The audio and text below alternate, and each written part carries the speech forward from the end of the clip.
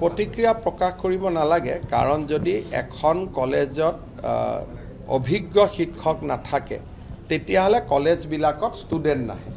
आमी जिमानखन आदर्श विद्यालय खुलिसिलु एतिया प्राय बंध करिब परा परिवेशत आहि गलो कारण छात्र छात्री नाय जेतिया आमी किय छात्र छात्री नाय सुधु जे तात अभिज्ञ शिक्षक नाय সেই কাৰণে আমি আধা আধা কৰি দিছো অভিজ্ঞ শিক্ষকও থাকিব নতুন শিক্ষকও থাকিব কিন্তু নতুন প্ৰজন্মক দিলে যে আকৌ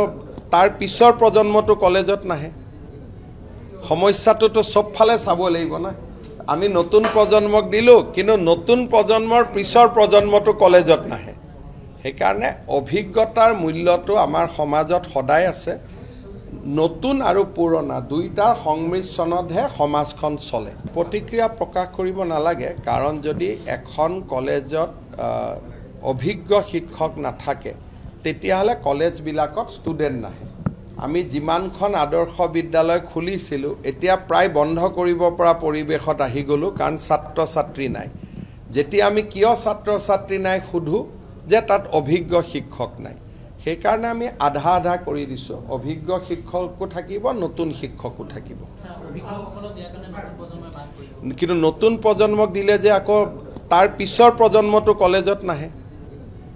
সমস্যাটো তো সব ফালে চাব লাগিব না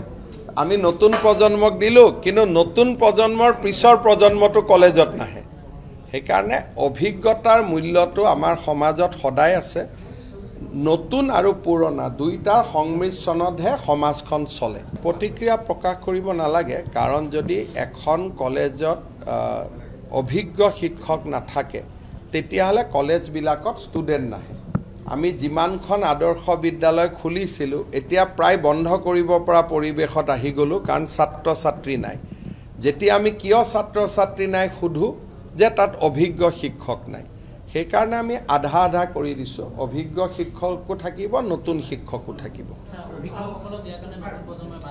কিন্তু নতুন প্ৰজন্মক দিলে যে আকৌ তাৰ পিছৰ প্ৰজন্মটো কলেজত নাহে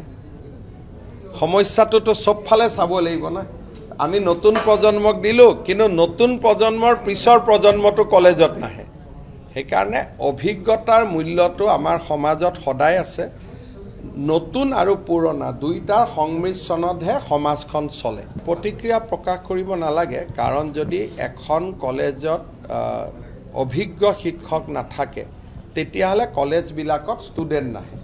আমি যিমানখন আদৰ্শ বিদ্যালয় খুলিছিলো এতিয়া প্ৰায় বন্ধ কৰিব পৰা পৰিৱেশত আহি গলো কাৰণ ছাত্ৰ ছাত্ৰী নাই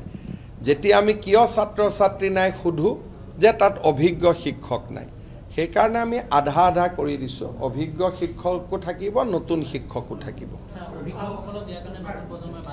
কিন্তু নতুন প্ৰজন্মক দিলে যে আকৌ তাৰ পিছৰ প্ৰজন্মটো কলেজত নাহে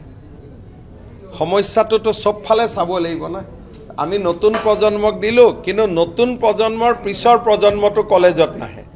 সেই কাৰণে অভিজ্ঞতাৰ মূল্যটো আমাৰ সমাজত সদায় আছে